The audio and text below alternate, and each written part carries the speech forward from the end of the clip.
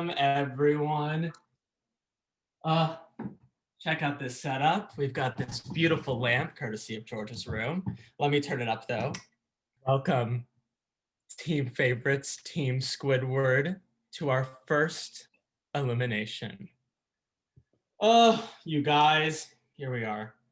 Yeah, Emily, major boo hiss vibes. Actually, I want to turn it over to Danny first. Obviously, where did we go wrong?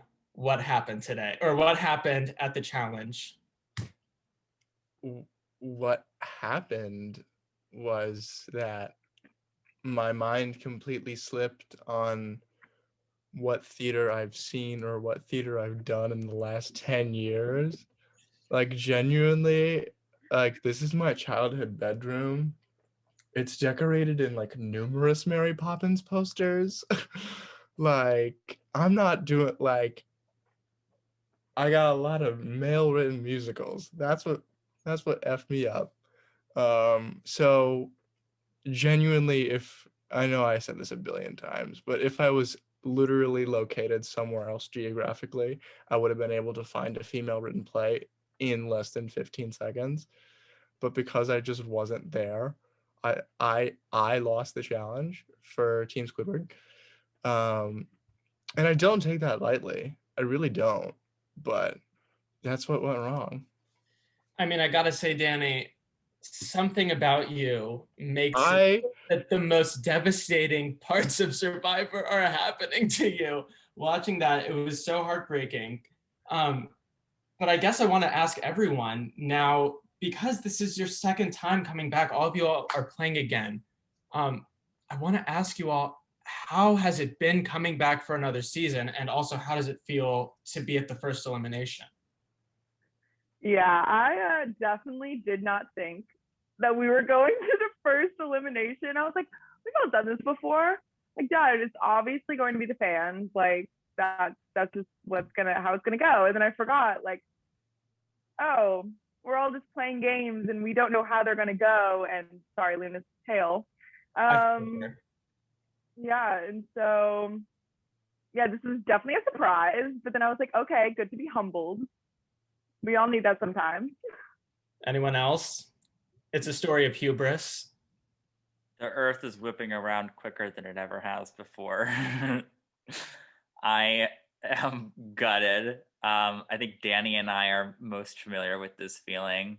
I have never won a single immunity challenge ever. I am 0 for 5 in group immunity challenges. Which will change tonight, fucking hopefully. But yeah, seriously. I need to win. Like, who likes losing?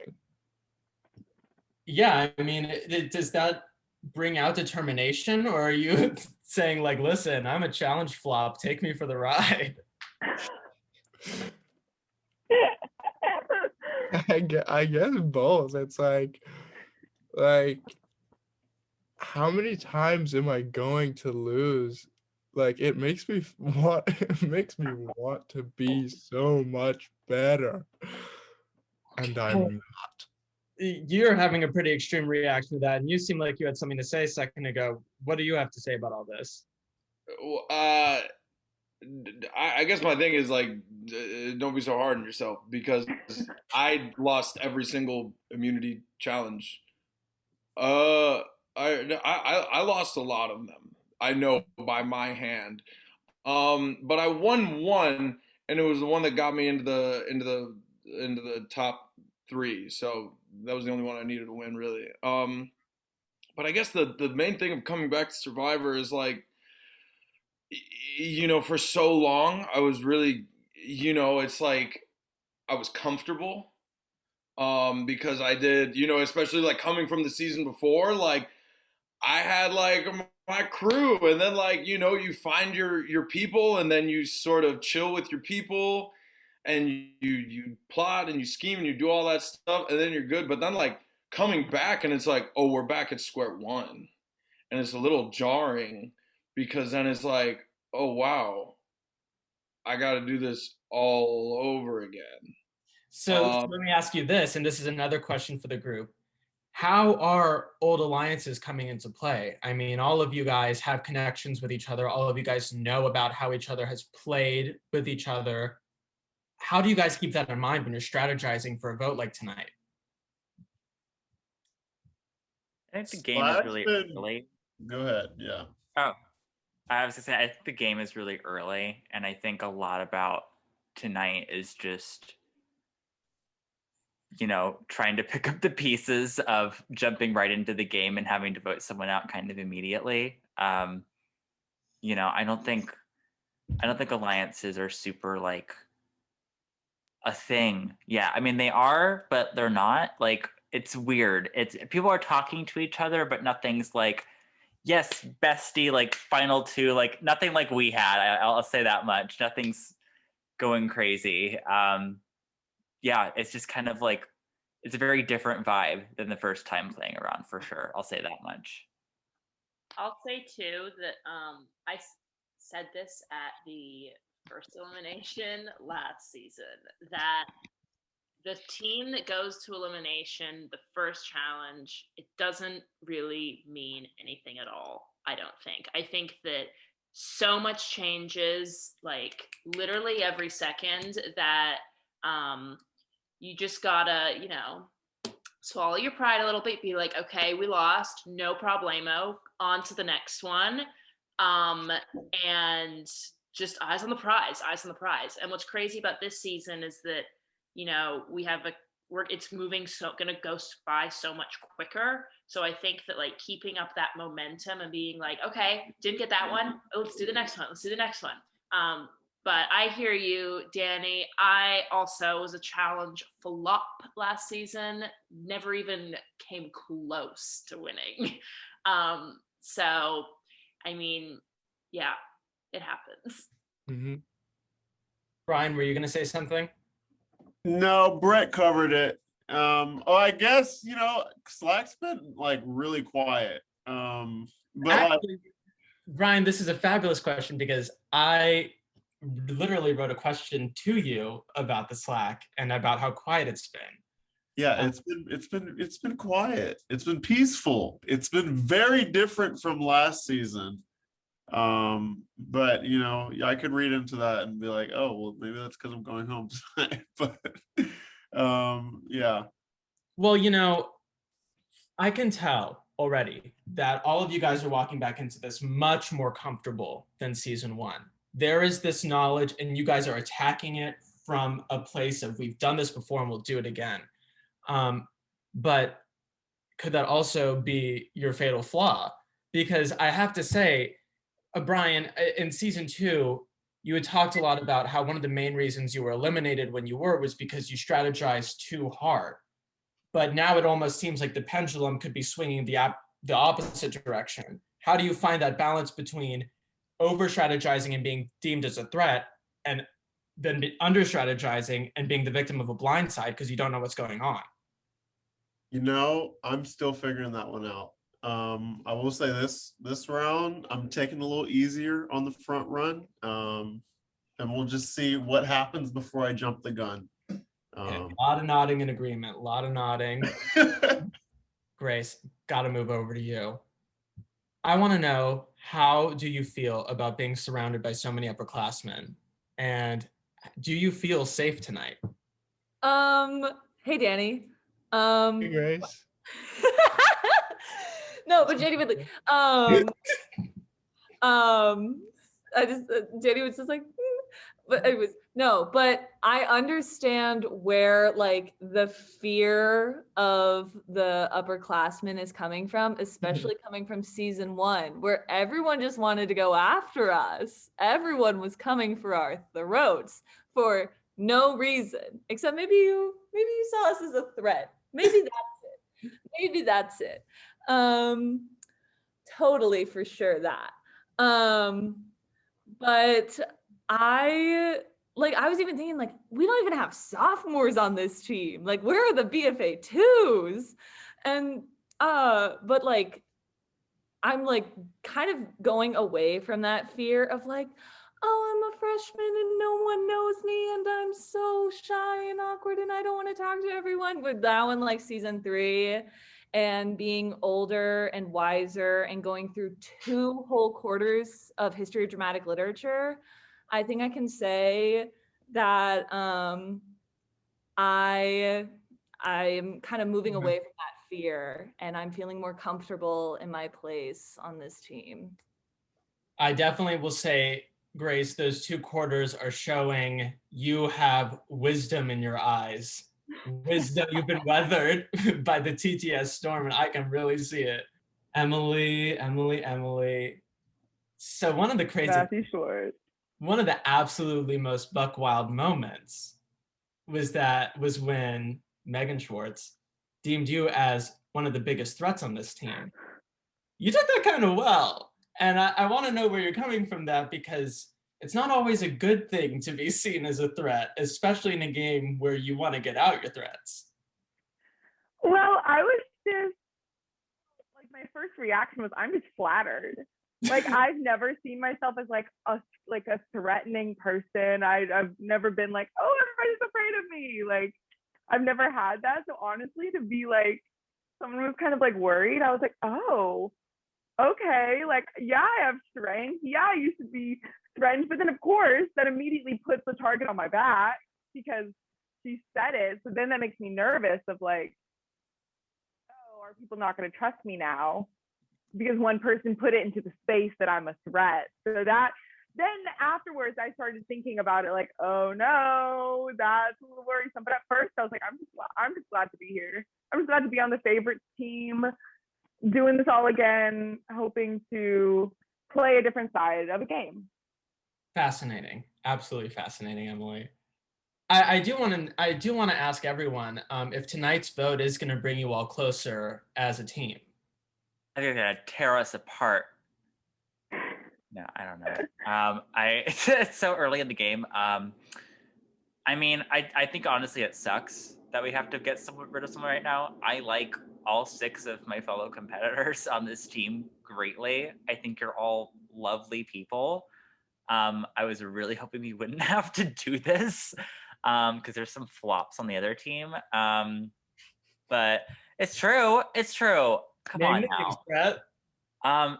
We literally were invited back because we're 7 of the most iconic players of this game. And to see one of us go, I think is just a travesty. Truly.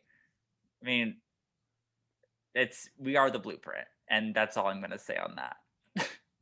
I will say it is devastating to think of any of you all not being able to play another day. Danny, oh my God, what do you have to say? I would like to make it known that Brett addressed us as his competitors, even though right now we are in the team portion of the game. I think it's I think I want to go back to the fact that we spoke about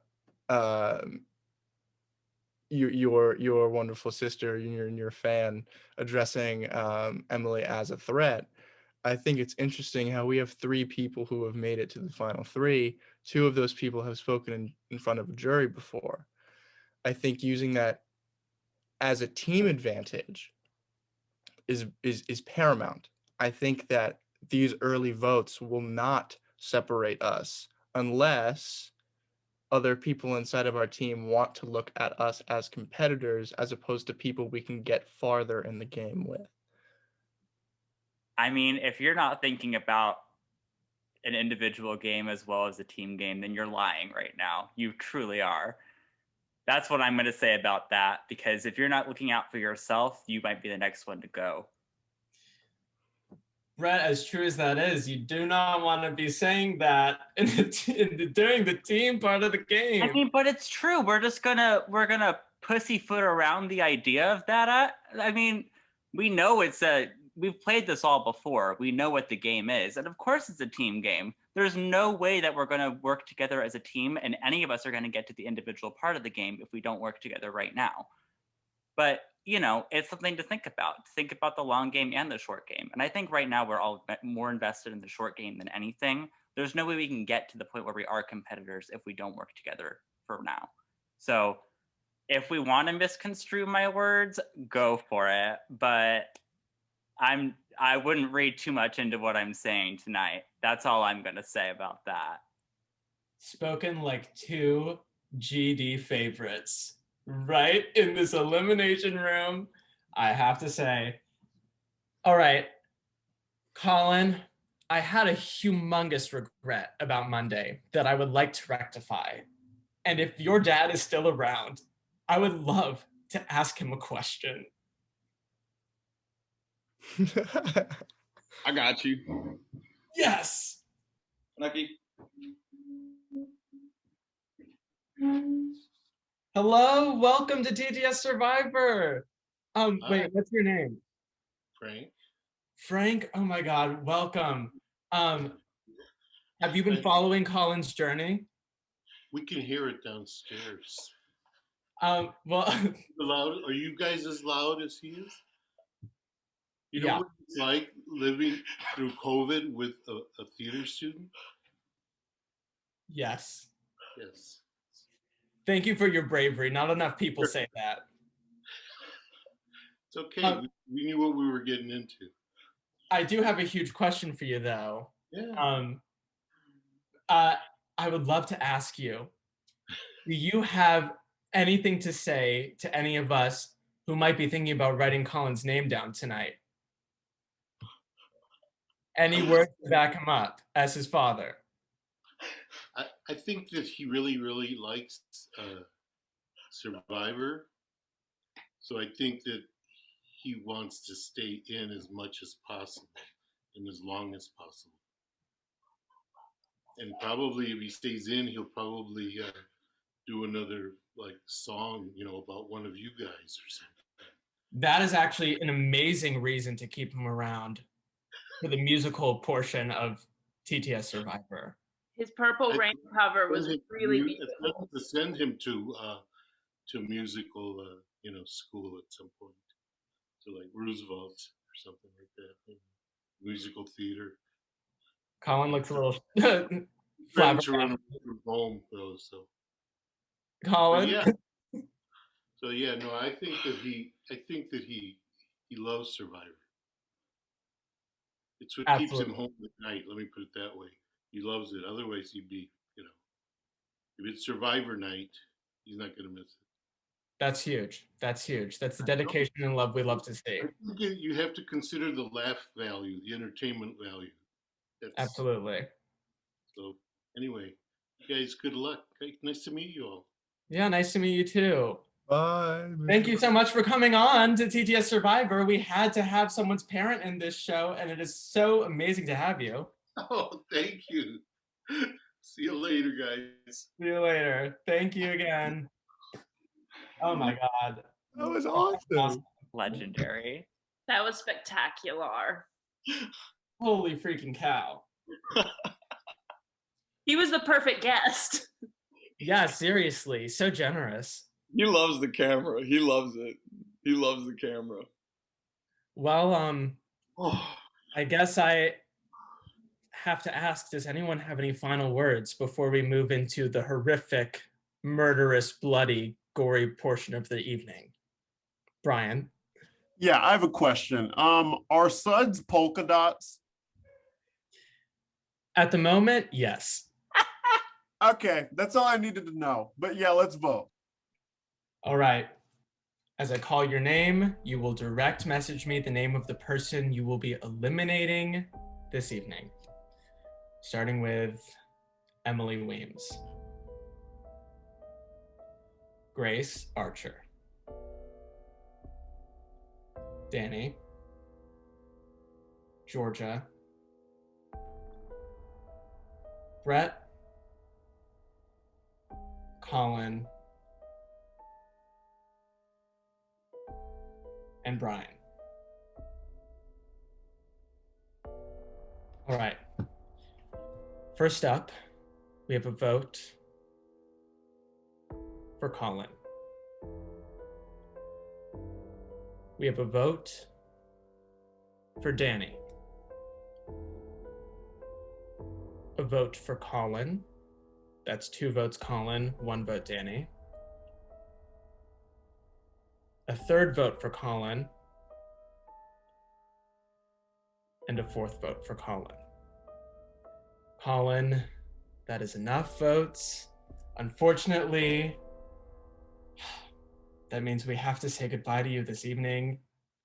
I cannot tell you how big of a fan I am of everything that you do, every moment of your presence on the Zoom screen in Survivor TTS. You are hilarious. You always deserve to give yourself tons of credit and fight for the things that you want because it matters, and you are the king of defying the odds, and I encourage you to always do that. So never stop defying the odds, and please give your dad a big hug from me and tell him thank you for his amazing time, and we hope to see you and him again very, very soon. Thank you, Colin, and I'm sorry about this evening. Do you have any last words? Thank you guys. It was a good run. We had a good run. And I honestly, like, if there was a time to get voted out, I think it'd be now. When, like everybody said, it's like, the Slack's kind of quiet and it's just, you got to do it. Like I'm happy that this is the end of my Survivor career. This is the way that I'm going out, and I want to thank everybody, thank the producers, and you guys are gonna kill it. I mean, I'm excited to see what happens. So yeah, thanks. It has been amazing having you. All right. Well, that was exceptionally gut-wrenching. So, but that was our first elimination of Survivor TTS. Peace. Welcome to your second immunity challenge. No. Oh my god, I can't keep track of what I did. I lied to you. I'm so sorry. Wait, hold on. Oh god.